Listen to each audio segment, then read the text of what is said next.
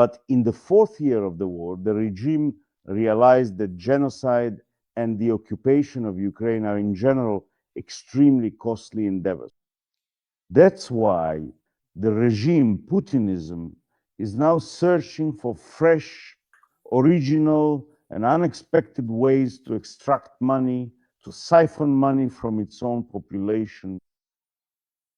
The State Duma spent a long time, and quite noisily at that, racking its brains, and finally realized that there was still one untapped category of citizens, and that the total chipping of all domestic animals could add a lot of money to the treasury. After all, the cost of such a procedure for cats, sheep, and canaries, for example, is about 3,000 rubles. And what's interesting is that it's not just about cats and canaries. According to the precise legal definition of the term domestic animals, practically all Homo sapiensal people living on the vast territory of the Russian Federation fall into the category of domestic animals. In essence and in form, they are all domestic animals of the Kremlin. At its own discretion, the regime can shear them, castrate them, euthanize them, slaughter them, and also forcibly breed these creatures.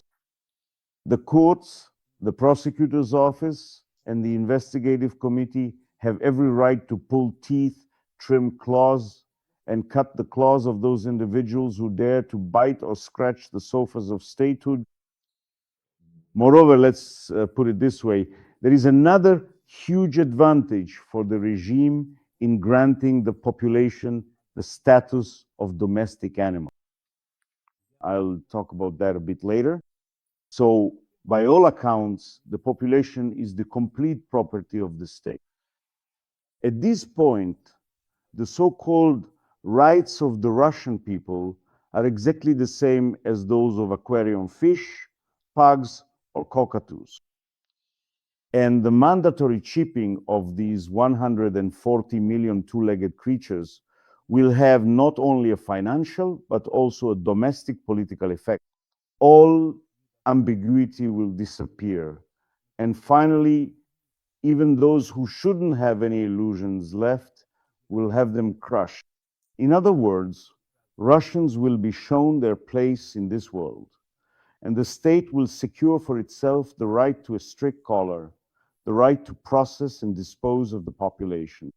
But the main advantage is still not in this, because let's say when it's all over and someone has to answer for all this outrage, when someone has to go to jail for this abomination, whoever isn't hanged, it's clear that the only thing the regime can really be charged with is Article 245.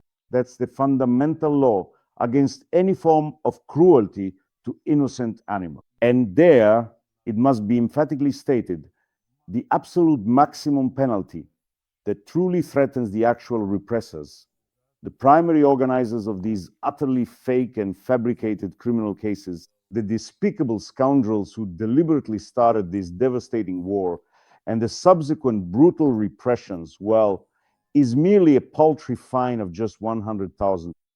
And if it's proven that sadistic methods were used and there was a public display, then, well, maybe corrective labor for up to a year